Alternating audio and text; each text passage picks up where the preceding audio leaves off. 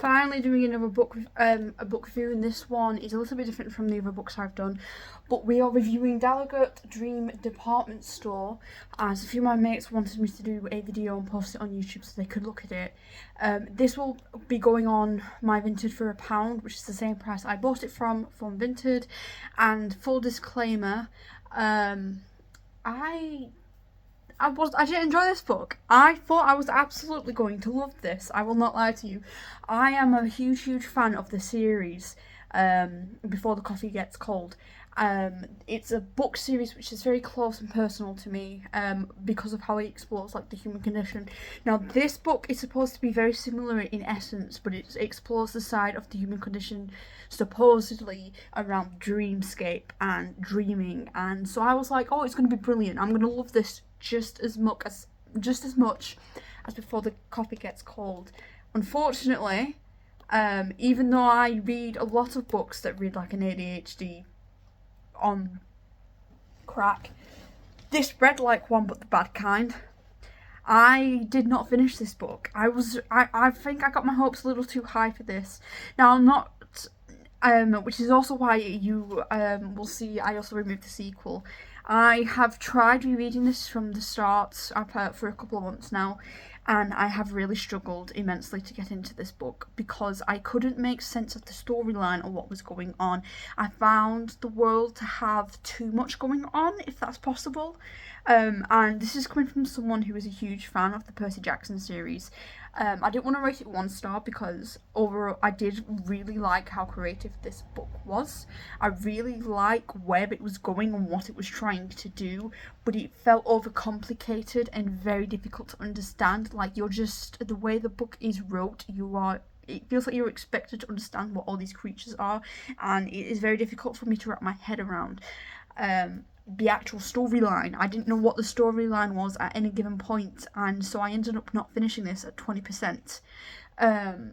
That being said, before I end this review, I do just want to comment on how gorgeous the cover is itself.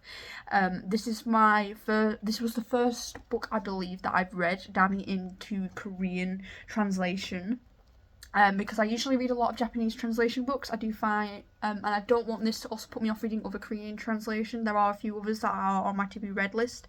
I just think before I buy it next time as well, I will probably do a little bit more research. I know this was the #1 bestseller. The book cover is initially what led me to buy it. I did speak to a couple of the librarians at my local libraries because there's 3 near me. There were no plans to get this book in as an audiobook, an ebook, or a physical book, so I ended up buying it on Vintage from a lovely seller. It came beautifully wrapped. And I just want to say, another thing I really like about it is the colour schemes and how even the layout of the books is very similar to how the translated book Before the Coffee Gets Cold also was.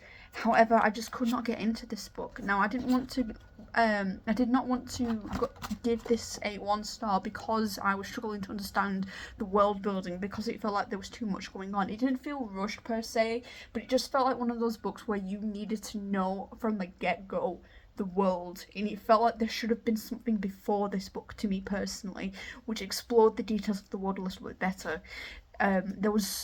It's the creatures, it's the combination of how the store works. It was very difficult because every single sentence felt like you were having to study for an essay to me.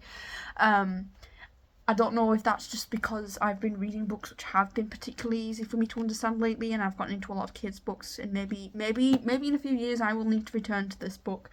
But as much as I had wanted to read this book, as much as I love the reviews, as much as I love the colours, as much as I also really enjoy, the layout of the book, how it's presented, that I could find no fault either with how the chapters, the format, the spelling, which is something I found issue with a lot of English books. There was no issues like that with this book.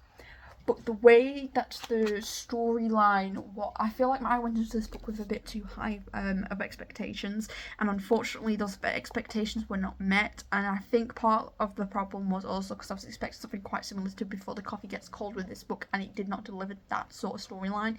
It further complicated things for me personally as a reader. It was really difficult for me to get emotionally attached to the characters. Like, I think we can all relate to that. We definitely can all relate to some degree to that, looking for a job, wanting your dream job, wanting to land it, working towards that. I thought it touched on that subject quite well. That was probably all I understood about this book, but beyond that, I had absolutely no idea what was going on. I couldn't wrap my head, make heads or tails about how bizarre and quirky everything in this book is. I believe there's this thing called weird literature or weird fiction, and I think this book would fall into that category. So this is the Dallergut Dream Department Store by Mai Lee, and yeah, I couldn't get into it. It's been on my to be read for a while. I was looking forward to this because I had been waiting for a while for book 7, which has now finally been released. Check out my video on the well, it's not been released, but we've got information on release, so there'll be a video coming out soon, which you'll be able to go see about book 7 of Before the Coffee Gets Cold. But this, I just could not get into. So for me, this was a 2 stars because it wasn't terrible. It's just it was really difficult for me to wrap my head around and to understand a lot of the concepts, the stories, the characters, the world building. It just felt like there was too much going on. I can understand why it was a bestseller as a reader personally, because if you like, you know, random crazy. I'm sorry if you can hear my guinea pigs in the background. They're like, Dad's talking. It just felt like there was too much going on, and if there's a lot going on, I want to at least be able to understand all that's going on. And I'm not sure if it's because it's the translated book that I struggled with that, because I read Percy Jackson, Rick Riordan's, we're a bit all over the place with his books, and I find those really enjoyable. But this was like a level up that I just couldn't wrap my head around, and I really struggled with the storyline. Which I think is a shame because it's such a gorgeous book, you know, like the colour scheme, the way it's presented, I just think it's beautiful. But yeah, this was a 2-star read for me. Did you enjoy the Dallergut Dream Department Store? I have to keep looking at it because that word is... That's not a name you see anywhere, anywhere other than this series. And I found a lot of the words that were in this were very similar to that. Like, I'm like, what's this creature? Sounds like something from a D&D game. But yeah, it was translated by Sandy Jusun Lee, and let's have a look if on the back. Published by Wildfire. There isn't any information about where the illustration is from, unfortunately, which I think is a shame.